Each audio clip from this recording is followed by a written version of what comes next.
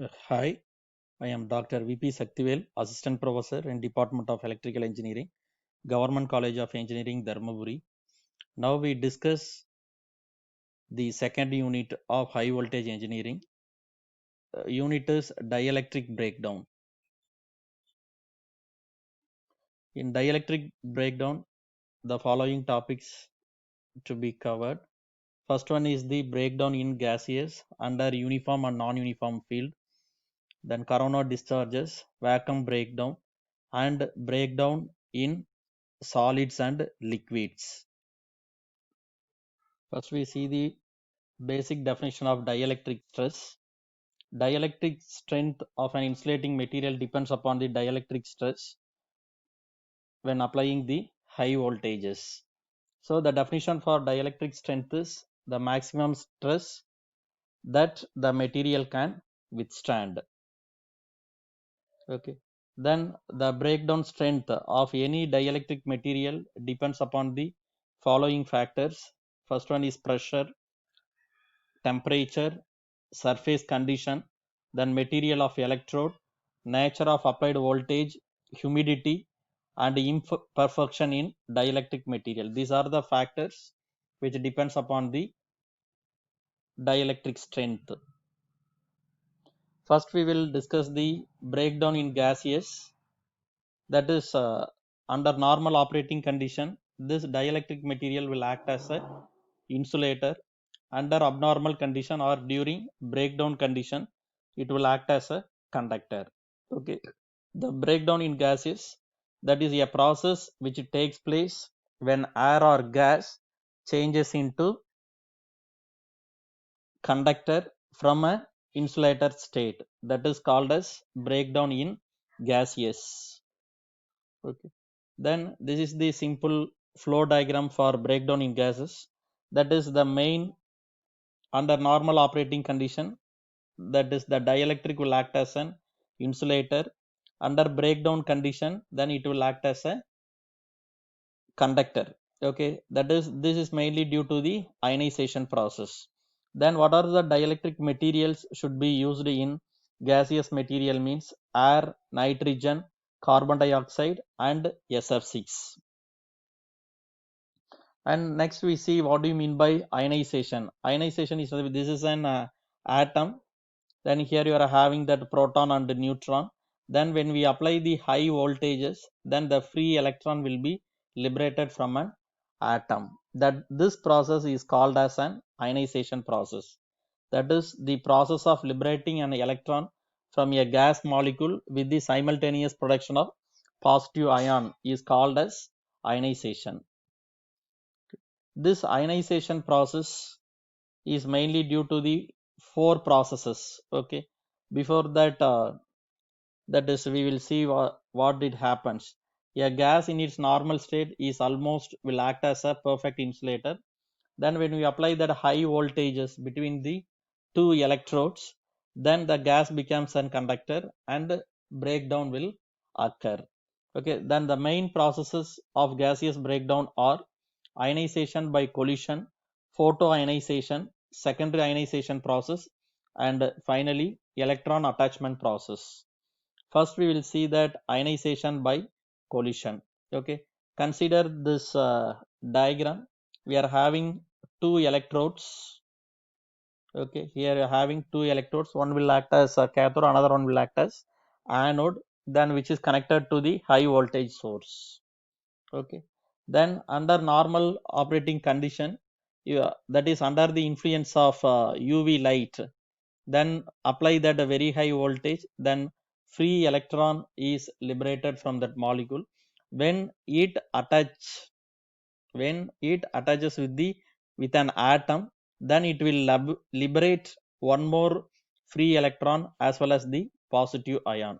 This process is called as ionization. Okay, this ionization process takes in a cumulative manner and which leads to the breakdown. Okay, this is the basic equation. This is the free electron which collides with a gas molecule. When this energy is greater than that applied voltage, then it will liberate free electrons as well as the positive ion. This is called as ionization by collision. Okay.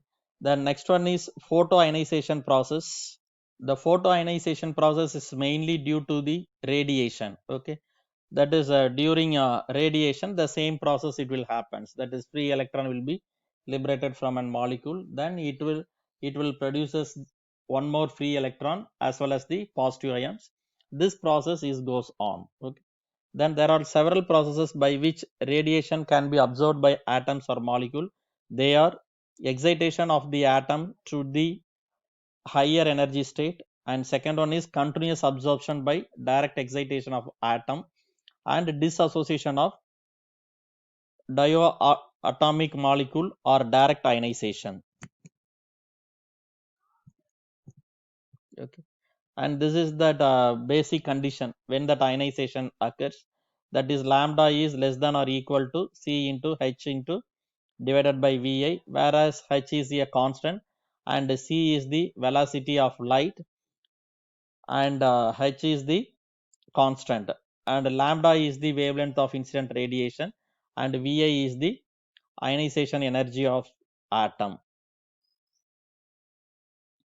Then a secondary ionization process. This secondary ionization process is mainly due to electron emissions due to positive ion impact. Then second one is electron emission due to photons. Then third one is electron emission due to metastable and neutral atoms. Okay, the first thing is mainly due to this a positive ion when it reaches the cathode can causes the emission of electrons from the cathode, and then positive ions and electrons would be produced. Then second one is electron emission due to photons. Electron can escape from a metal if there is enough energy to overcome the surface potential barrier. Then electron emissions due to that neutral atoms, mainly which is due to neutral atoms. That is, electron can be ejected from the metal surface by the impact of excited atoms. Then theories of breakdown mechanism. There are two main theories which explain the gaseous breakdown. First one is Townsend theory, then second one is streamer theory. Okay, again the same process. Now we will discuss that current growth in that Townsend's first ionization and second ionization, how the current is developed. We will discuss that, the same explanation. Here we are having the two electrodes, one is the cathode, another one is the anode. Then when we apply that very high voltage, then with an influence of UV light, then a free electron will be liberated. This free electron collides with an molecule, then it will produces a positive ion and electrons. And this is the basic Townsend's current growth equation. Okay. Here the total current versus voltage characteristics can be divided into four regions, 1, 2, 3 and 4. In region 1, the current growth is linearly with respect to the voltages. That is, the current is linearly varies with the voltage across the voltage across the electrode. This is mainly due to this factor that more and more photoelectrons are emitted from the anode, which reach the anode, and the anode current increases as a factor of I equal to epsilon into n, where n is the number of electron reaching the anode per second. Okay. In region 2, that is, the current is almost constant. Current is constant with respect to the voltage. Here all the photoelectrons emitted per second from the cathode reach the anode per second, give a saturation current I naught equal to epsilon into n naught, where n naught is the number of photoelectrons liberated per second. And in region 3, that current growth is in exponential manner, that is I equal to I naught into E into alpha D. Okay. Then after this region 4, here the breakdown is going to occur, that is a secondary ionization process may occur here. Okay. Now we will discuss the derivation of current growth equation. Okay. Let us assume that at any distance x from the cathode, the number of electrons would be nx. Then when these nx electrons travel a further distance of dx, then it will rise to alpha into nx into dx electrons. Okay, where alpha is the Townsend's first ionization coefficient. Okay, the definition which is very important. Townsend's first ionization coefficient, that is the definition is the average number of ionization collisions made by an electron per centimeter travel in the direction of the field. Okay. Then assume that n naught would be the number of electrons emitted by cathode per second. Then these electrons reaching the anode per second, which is given by n equal to n into n naught into E into alpha d, where alpha is the first ionization coefficient and d is the gap between the electrodes. Then current inside the tube, that is in that dielectric material, then the current is given by just we are replacing n as I. Okay. That is id equal to I naught into e power of alpha d. Let n plus be the number of electrons released from cathode due to the positive ion. Then the equation 1 can be rewritten as n equal to, you are adding this n plus. First this n naught is going to liberated, due to that then another positive ion reaches the electrons, which is given by this equation. Then after this substitution you may get this. Then here this alpha is the Townsend's first ionization coefficient. Here gamma is the Townsend's secondary coefficient. Okay. Then you substitute that instead of n plus, you substitute it here in equation 3. We can get this. Okay, where number of electron n reflects the current I. Hence, then I is given by this equation 6. Okay, this is the current in discharge tube due to secondary ionization process. Okay, I equal to I naught into e power of alpha d divided by 1 minus gamma into e power of alpha d minus 1.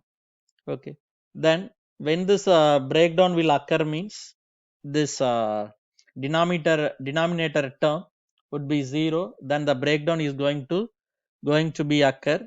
Okay, 1 minus gamma into e power of alpha d minus 1 equal to 0. From this equation, if you take this gamma into e power of minus alpha d minus 1 equal to 0, when you compare this value, e power of alpha d is very large when compared with 1.